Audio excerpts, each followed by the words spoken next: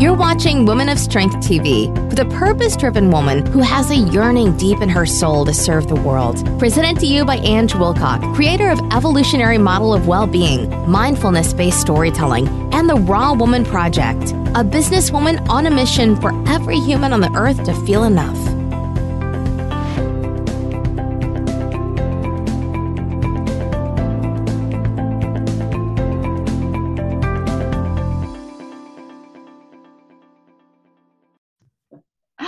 Right, welcome to another amazing interview with a woman of strength. And today I've got a wonderful lady called Gina Haines, and she actually lives, as the first woman I've interviewed today who lives in the same country as me. However, New Zealand is made up of two islands. So I live on the North Island and Gina lives on the South Island. So welcome, Gina. Thank you, Anne. It's lovely to be here. Oh, thank you.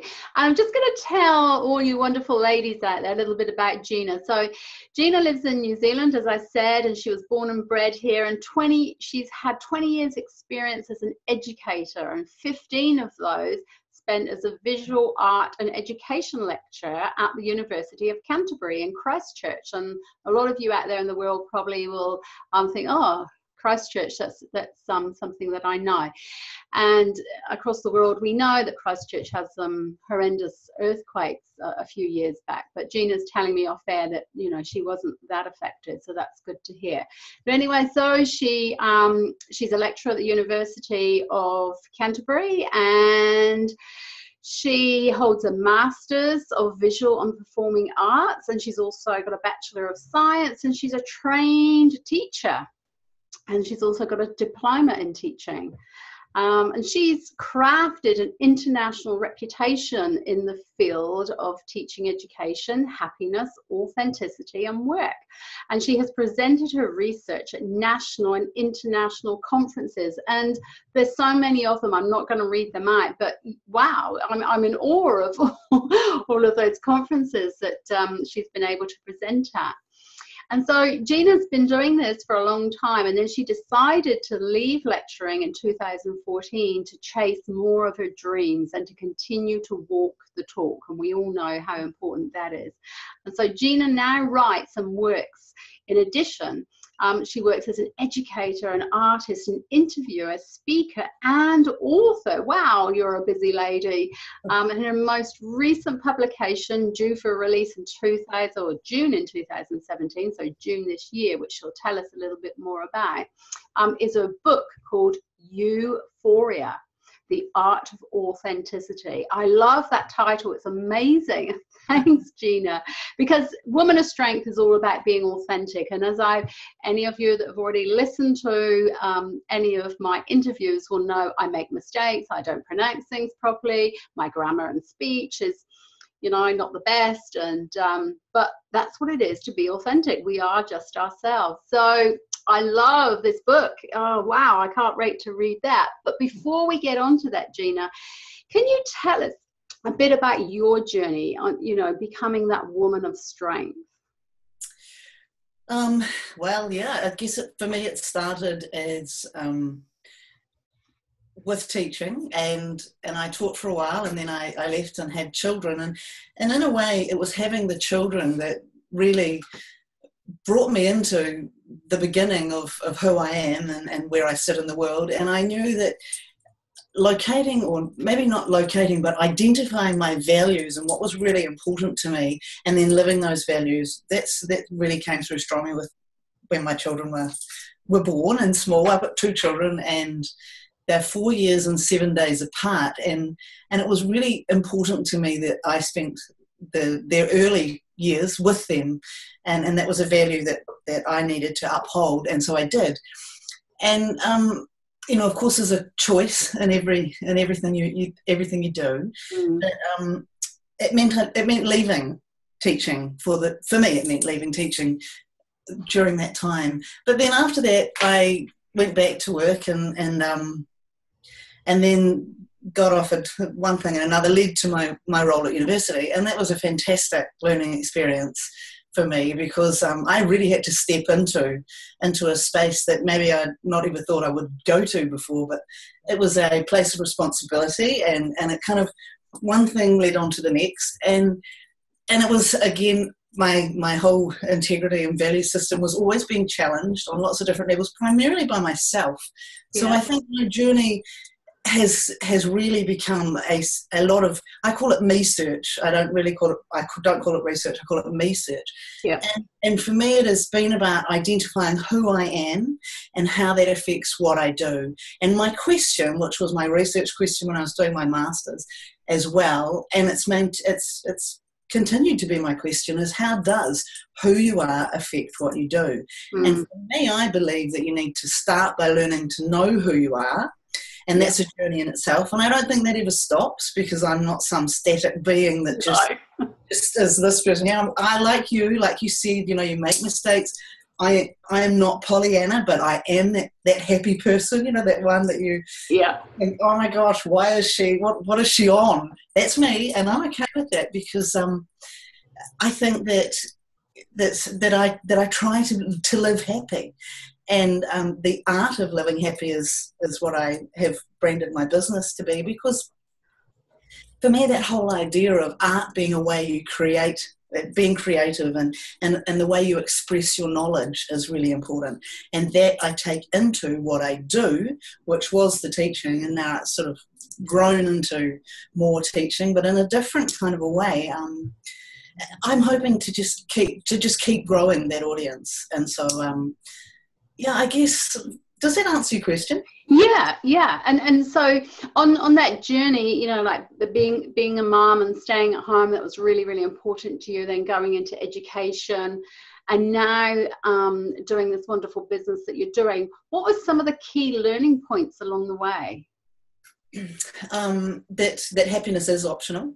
For me, it's a choice, and it does lie within. And I think that so often we, and I say we in a collective sort of a way, but for we're looking for external gratification. And look, I'd be the first to say I like living in a nice house and I like driving a nice car, but those things aren't.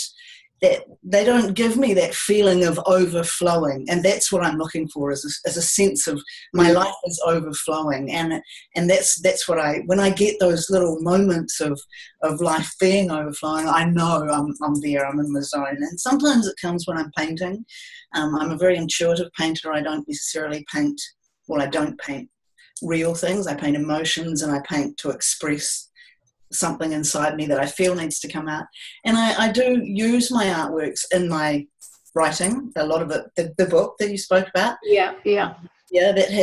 That's kind of a on every page there's a part of a painting of mine or some artwork that I have created. So it's a very visual experience. I hope that when you pick it up, you feel a sense of beautifulness or beauty in the book, and so you can take that inside and live it like that too. So that's, I guess, that's what cool.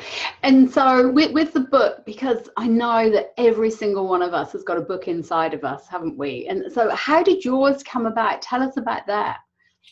Well, I started to write the book because when I left the university, when I resigned from my role as a lecturer, I thought, right, this is what I want to do. I want to start this TV show where I interview people about their work and their happiness and how they align who they are to what they do. And so I looked for people who loved their jobs or their work, because for me, a job is a joy of being. But anyway, I was thinking, well, how do I move into this? What's my segue into this next stage of what I'm doing? Because I think you probably can gather that I love work, and it is really about who I am. I love to take it into what I do. So I thought I will write this book as a platform that I can then launch what I do next from. And I thought, 6 months, I'll have it ticked off. It'll be done. It'll be sorted. Hello, we are 2 years and 4 months late. Tell me about it. and I think we're about draft 700. But anyway, but we are now at the point where next week it will go to get the final proof, whether it comes back from the printer, and so then it can be printed, because it is due for release on June the 17th. And I put that line in the sand so I don't keep pushing it out. But I thought, as I said, 6 months, yep, that'll be fine. So I took myself off and did some writing, and then it kind of evolved. In the first draft that I wrote, it was just like a brain dump, it was just like a boom. And I thought, okay, that's kind of interesting. It works for me. Then I got a little dream team together. I called them my dream team, and invited them over. And someone like, I think we need to put some, give us something in between, because we can't quite get from that bit to that bit. So we need a little bit of something. And I thought, okay, righto. So I went back and then did the next draft and so on and so on. And so now that it's completed, it has done so much more than just given me this platform, because it's layered my learning once again. So it is a story, and yes, there's a lot of story of my story in there. There's a lot of metaphors. There's a lot of looking at values, attitudes, and beliefs, and how we limit ourselves by them. So there's a lot of teaching through it as well. So it's a combination of a workbook, a journey story, and room for journaling. So yeah, it's kind of a whole lot of things all rolled into one. So hopefully, as it will be a really fantastic platform for me, but it's been more than just what I thought it was going to be in the beginning. It really has. It's just given me so much joy writing it, but so much more now as I look forward. I keep thinking, oh my gosh, I know what you're talking about. That's in my book. Yeah. I say it so many times, I'm becoming like a bad record where I say, oh, I've got a book for you. Yeah. Oh, I've just got that just for you. Yeah. So anyway, I just yeah.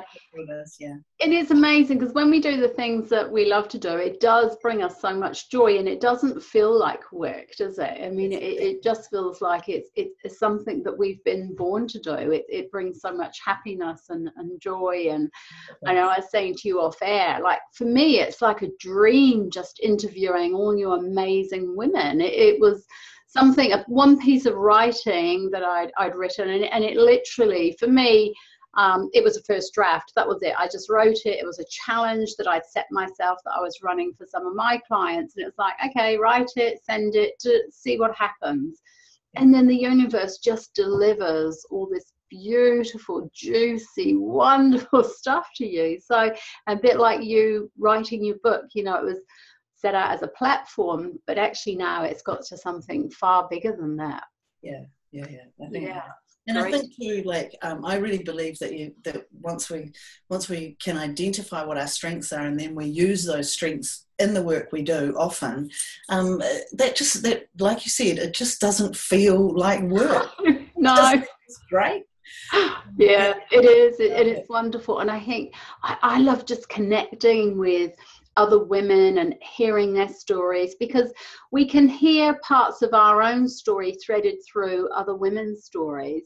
Absolutely. Yeah, and I love that. So through writing your book and the work that we call it work, job. It's like, what do we call it? Because I was thinking that earlier. I just put this thing on my Facebook page, and I have the most amazing job in the world, but it doesn't feel like a job. And what would you, because you said before, for you, job is what? Joy of being. Yeah. I like that. A job is a joy of being. Yeah. Yeah, It's in a book. I've got a book that you can. Yeah. Yeah. Okay. So I quite like that when you say job or joy of being. It's like, because when I often hear people talking about my job, or it's Monday, or thank goodness it's Friday. I mean, how often do you see that or hear that? Oh gosh, it's Monday, I've got to go to work, and then Friday, wow, it's the weekend. But for me, my job, it is that joy of being. So was that a conscious choice that you made, that when you decided to leave lecturing and go into what you're doing now, that you were consciously choosing to love it, or was it just a natural thing that you do? I think that's a really good question. It was the transition for me wasn't I just didn't wake up one day. A couple of things did happen that I thought, oh my gosh, wake up, Gina, you need to get in. There's some messages coming here that you need to be receptive to. Yeah. I kind of started, I think sometimes things happen for a reason, I believe. And for one of the things that happened to me was my time, my contract time at the university was marginalised by a student intake, probably, I'm not sure, probably maybe 5 years before I left. And it was a little bit, because my work was made up of a tenured position and extra contract role, then when the contract was lessened because of the intake for the following year, I suddenly thought, oh my gosh, what am I going to do? What am I going to do with my time? Actually, it might have been before I became tenured. I'm not sure. I can't remember the exact, but whatever it was a little bit of an awakening thing that I thought, oh my gosh, I need to figure out something here that is this really, if it's a bit tenuous, what am I going to do with the next, what was my next step?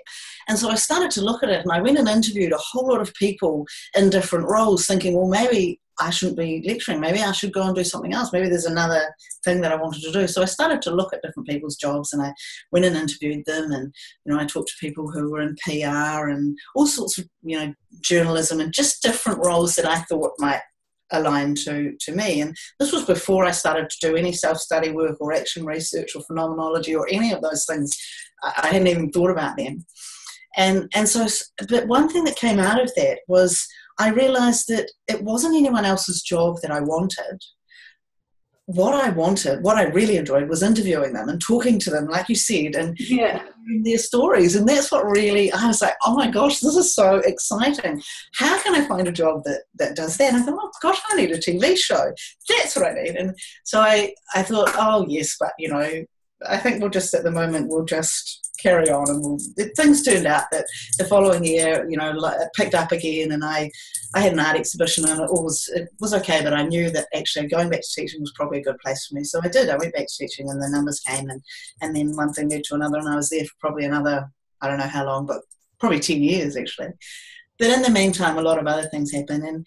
But towards the end of my time, I realised that there were some things that I really wanted to do, and that idea of the TV show just kept niggling away there, and getting out and talking with people and interviewing them and hearing their stories and sharing their stories became more and more important and louder and louder in my mind. So that's why I chose to go down that pathway. But it doesn't feel like work.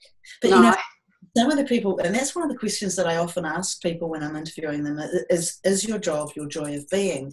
And I love, some people say yes, and some people say, no, not my whole joy of being, but very much a part of it. And all of the people that I interview, they have to love their work, or I don't, interview them, yeah. Because that doesn't fit my work happiness interview idea. Yeah. And so, but yeah, there are so many people who do love what they do, and just hearing why they love it and sharing, and then being able to share that passion. I call it the eyes, and it's illuminate, inspire, and ignite. And so I shine a torch on illuminate what they do and who they are, and then hopefully it inspires other people who are watching and ignites them in their own life to maybe do something that takes them, or puts the mirror up that says, hey, well, what about me? Or even just those little things like, if I ask a question, for example, what 3 words would you use to describe yourself? And so somebody comes back and they tell me what they would use, and it always surprises me so much, because if someone said to me, Gina, what 3 words would you use to describe yourself? I'd be like, and so they come back with 3 words, and I kind of do figure out now what 3 words I might use today. But I love that, because then I think if somebody's watching, they might say, oh my gosh, what would I say?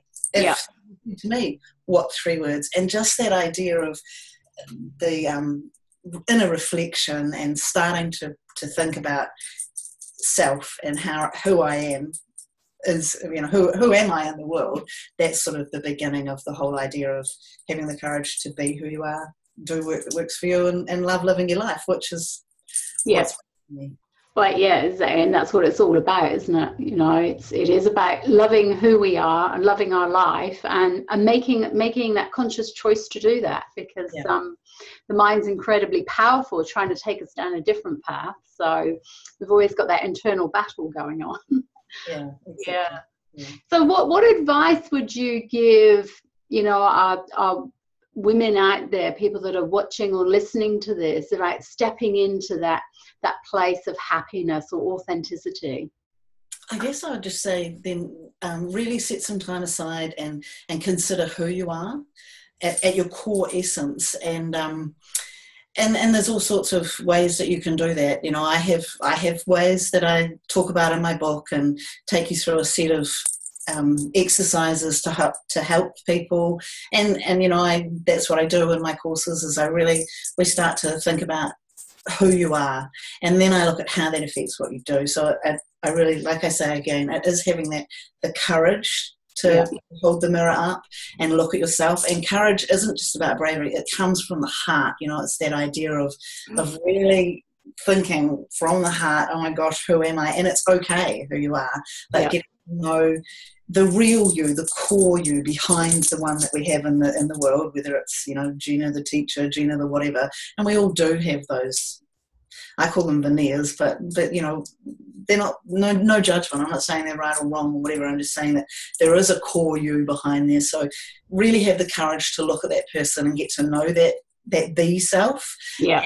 And the do self is, you know, the courage to have that idea as well. See if you can find a way to connect the two, and then self-love is I reckon, the goal, and that's what we want to aim for. So have the courage to go down that road too, and have the courage to be strong about it.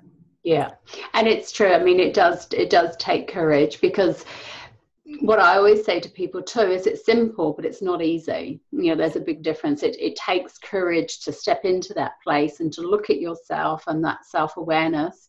So it's a simple process, but it's not easy, and it's not easy to maintain it. And so courage is such a big part of that, isn't it?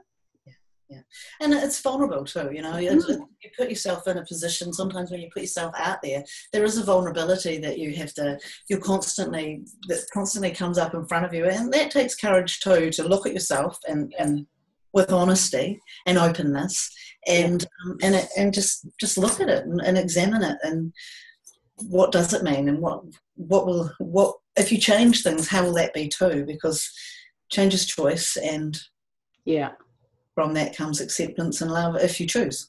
Yeah, absolutely. And vulnerability. I mean, I love, you know, that word vulnerability, and I love the work that, I don't know if you know Brené Brown, but all the work that Brené Brown's done around vulnerability, and how we are so strong when we put ourselves in that place of vulnerability. That's where we find strength and growth. So yeah, I love that, that you do that too with your clients.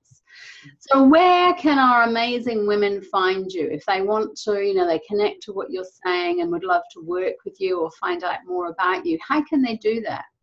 I do have the Gina Haines Facebook page, and I've also got GinaHainesTV.com. So the easiest way is really through the internet, and there's a contact page on there, Gina at GinaHainesTV.com. Yeah. But yeah, that's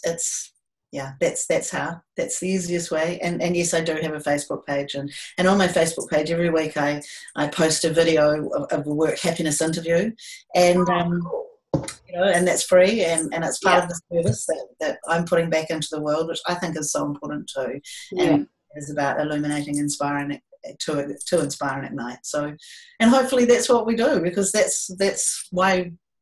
Well, yeah, that's why I'm here. Yeah, that's why we do what we do, isn't it? Yeah, exactly. We want to inspire people and ignite that passion and fire within themselves to go out there and do what they love to do too. Yeah, and have the courage to be doing love authentically, because that idea of bringing people home to themselves, where home is a place where they really feel totally at home, and I think of that as a core essence. Or a friend of mine gave me the term to use, cosmic twinkle, which is the and it's so, I just love it. It's so beautiful, and I write about it in my book. And she her dad actually used it, and he was a pediatrician, and he used to talk about that.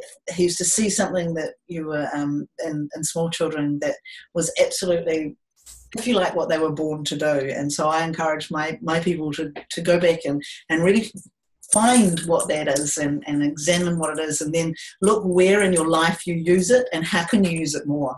So that's Yeah, I love that. And children are our teachers, aren't they? I've got two, well, I've actually got 8 grandchildren, but I've got 3 that live in New Zealand. And 2 of them are just like these little gems of knowledge. And they're like these little teachers that are constantly teaching me, you know, to be myself, because one's 4 and the other's 2. And the third one, he's only 15 months at the moment. But the 4-year-old little girl, she's amazing. She is this Twinkle, you know, this cosmic Twinkle. She's out there. She's a princess. She's always going to be a princess. And she just says it as it is. And if she's not happy with something, she'll tell you. She'll say, oh, Nanny, I'm not happy with you at the moment. And I'm like, oh, okay. You know, but we do, we lose that essence of twinkleness, or whatever you want to call it, as we grow up, because we start building our story, don't we, as adults. And if we could just watch children and learn from them, they are our greatest teachers. I just love it. So cosmic Twinkle, wow. Well, that's not my, it's only my term on loan. Yeah.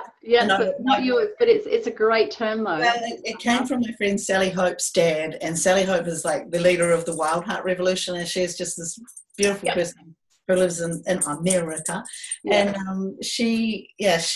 her dad, like I said, she's was talking about it, and I just think it's such a beautiful term. And I ask and speak with a lot of people about, you know, let's identify your cosmic twinkle. And for some people, it's really quite hard to think about what it is and how, you know, have they used it again in their life or whatever. But yeah, I think I'll tell you really quickly what I knew my cosmic twinkle was, is that I think I was 3, and I didn't realize I was quite so little, but I was a princess bee. And my mother was a ballet teacher, and in the local, you know, in the recital at the end of the year, I was a princess bee, and there were 2 princesses, and we had these beautiful sparkly blue outfits on, and we were pretty cute, if I say so myself. And she, anyway, we had this, there was a velvet curtain, and my brother was on one stage of the curtain and my cousin was on the other. A family affair, you can tell. Anyway, they were the guards of the beehive, and it was called Bees in a Summer Garden, this dance ballet thing. And there were 2 princesses, and our job was to lead all the little all the other little bees out at a certain time. Well, who knows why I decided that was not going to be what was going to happen. And so I decided that I would bring all of these out at an undesignated time, my time, and take them for a journey around the stage, which was not the journey they were used to. And we're talking 3 to 5-year-olds, about 15 of them. And if you've ever been to any one of those kind of things, you know that it's going to be, if somebody mucks it up, nobody knows what's going on, and the whole raft of all sorts of different things happening. So my brother, who was very cross with me for doing this, was, you know, giving me the growly on stage, and I was totally oblivious to it and having a beautiful time and inviting all the bees to do whatever. And I realised not that long ago that is my cosmic twinkle. I love to, you know, have my own show and just be in my zone doing things, and people follow, and it's great. And, you know, and so I realised that the more often I can have in my life the opportunity to play and bring out my playfulness and my creativity and my you know, curiosity to see what's over there or whatever, that is when my self comes alive. So I try and do that as much as I can. Yeah, and it's great because that's just reminded me, it's amazing how when we have these conversations, because this is another one of those where I've remembered an event in my life, because there's so many events, you know, people go, what is the event, or, you know, that sort of pushed you into this place of strength, but there are so many. And what that's reminded me of is when I was in a school production, but I was a lot older, I was high school, so I was probably about 14, something like that, and it was in Singing in the Rain, and we all were on stage with our umbrellas, and we all had to go up and out and down, and it didn't feel natural for me to follow what everyone else was doing, and so I just followed my natural thing. So they would go up and I would go out, and it was like, you know, again, very much about what I'm just going to do, what I'm going to do. But what the killer for me around that was, I loved doing that because that was who I was, to follow my own intuition and instinct. But I was ridiculed on stage. And so for then, I hid for a long, long time about, oh, I can't be what I want to be then. I have to conform. So thank you for reminding me of that, because sometimes we don't always know those markers in our life where we thought, oh, we want to shine and twinkle and you know, be that cosmic twinkle, but sometimes someone dims our light for a while. So thank you for that, because I just remembered that. You're so welcome. But isn't it interesting, then you start to think, well, what do I do now, and how do I feel doing that? When it does it feel right, and you know, what does it feel for me? Because I guess the vulnerability side will come through for you if that is something that you've felt. Because if somebody puts the lid on it, it keeps it intact for longer, doesn't it? And and it did for years after that. You know, it was like, I'm not going in any more school performances. I'm not going to be standing up on a stage. I'm not going to do that, because as much as I loved it, that was why I was in it. You were ridiculed when you did something different. It was like, no, I'm not going to do that anymore. And so, for years, it actually did hold me back, but I'd never really connected those dots around that until you just shared, you know, about your being the Princess Bee. So thank you.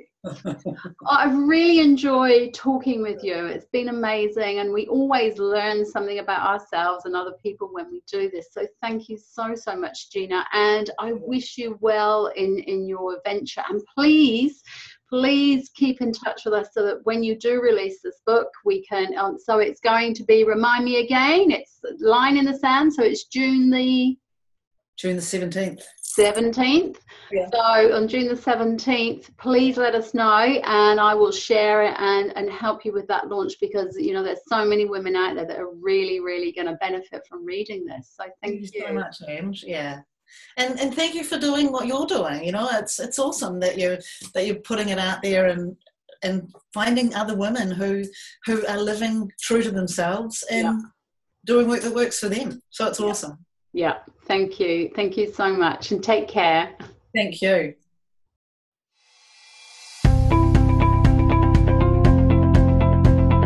Remain real, authentic, and whole. Be yourself and continue to follow your dreams. Thank you so much for watching, and we'll catch you next time on Woman of Strength TV.